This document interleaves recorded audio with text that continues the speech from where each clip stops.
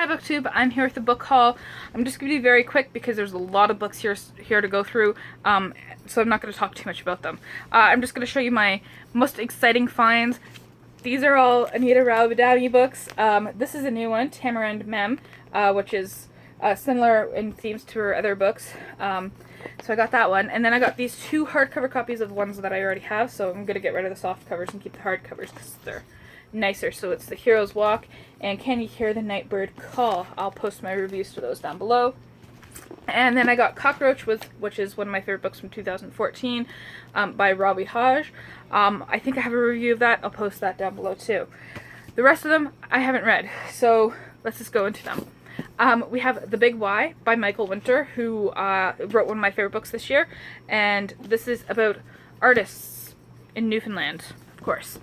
Then we have The Three Body Problem by Cixin Liu, translated by Ken Liu, and this is a science fiction, it says with the scope of Dune. It's the first in a trilogy from a Chinese science fiction author. It has to do with video games, philosophy, history, alien contact, and the Chinese Cultural Revolution. Then we have The Physics Book of Deliver and Stain, which is about a woman who's in Salem and discovers a book of magic from a relative, maybe, I think is what was the implication there. Then we have The Caryatids by Bruce Sterling, a science fiction novel, I think, dystopian. We have technology versus ecology versus China, which is the sole surviving nation state in this world.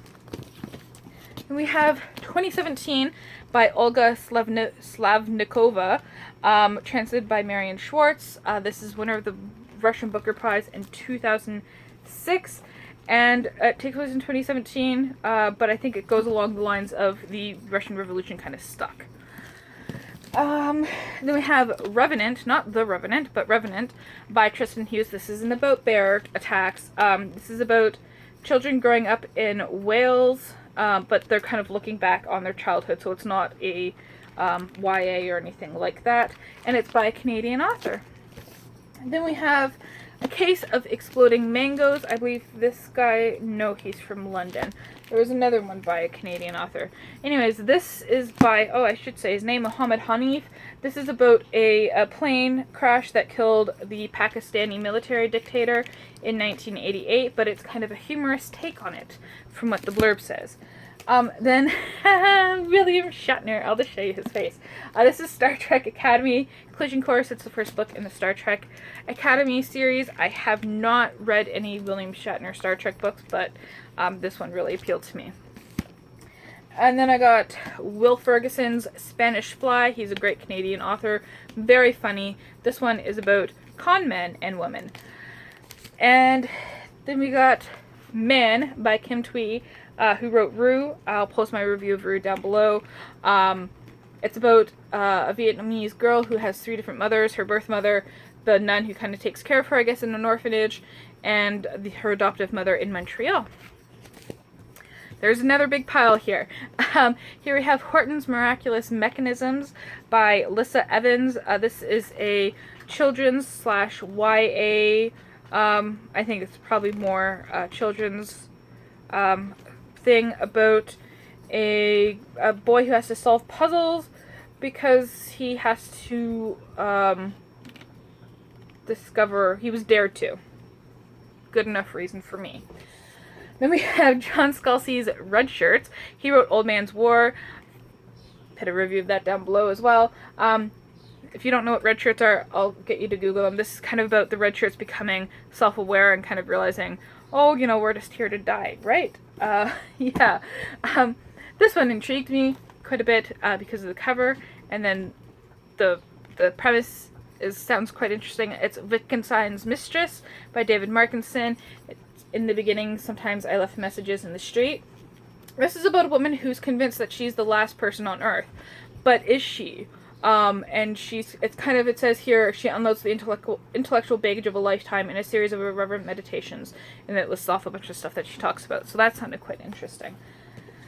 Then we have A Sunday at the Pool in Kigali by Gil Courtemanche. This is about the Rwandan genocide, which I'm quite interested in. Then we have The Clan of the Cave Bear by Jean M. And this was recommended to me by a patient. And it takes us back to the dawn of man, and we follow this woman who's kind of left alone wandering around until she finds the clan of the cave bear. Then I've been looking for this book everywhere, and I finally found it, We by Yevgeny Zamyatin, which is one of the original dystopian novels that kind of inspired 1984 and Brave New World. Then we have Chef by Jaspreet Singh, and this is about a young man, he's 20-something, and he's nestled in the shadow of the mighty Saichen Glacier, and he gets kind of swept up in Food and Woman, and it's by a Canadian author, in case you can't tell by the Canadian stamp there. Then we have Veronica Decides to Die by Paulo Coelho. He wrote The Alchemist. I haven't read it, but I've heard good things about this. This is about a woman who decides to commit suicide despite everything going right, supposedly, in her life, but she doesn't succeed and has to deal with the consequences, and then she's just, I'm gonna stop talking. Then we have John Brunner, The Tides of Time. I love John Brunner.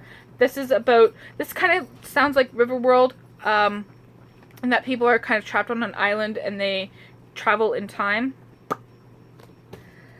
Then we have Tracks by Louise Erdrich, which is about, I'm not quite sure what this is about, but it says here, Erdrich is about the experience of Native Americans, the way Toni Morrison's are about black people, William Faulkner and Adora Welch's about the South, Philip Roth and Bernard Mullivan's about the Jews. So that sounded quite interesting to get some more Native American literature. Then I got Exogenesis by Octavia Butler. I read another one by her. I can't recall the name off the top of my head right now, but it's about shapeshifters, and I really enjoyed it. And so I decided to pick up a more science fiction-y, like aliens and spacey. I shouldn't actually say that. I'm sorry. Words that come out fast. Right. Anyways, then I got Wei Son Choi's All That Matters. This is the sequel to The Jade Peony, which I haven't read yet, but I have hauled. And it's about 1930s and 40s Vancouver's Chinatown. Then everyone knows this, I hope. Redwall by Brian Jacques. It's about animals living in a castle that kind of have to, defend it and such. And lastly is Black Swan Green by David Mitchell. Which has to do with a bunch of stuff, but it's by David Mitchell, so yeah, okay, I'm gonna stop talking now because I've been chatting for 8 minutes and I hate long videos. I apologize, and back to regular programming tomorrow.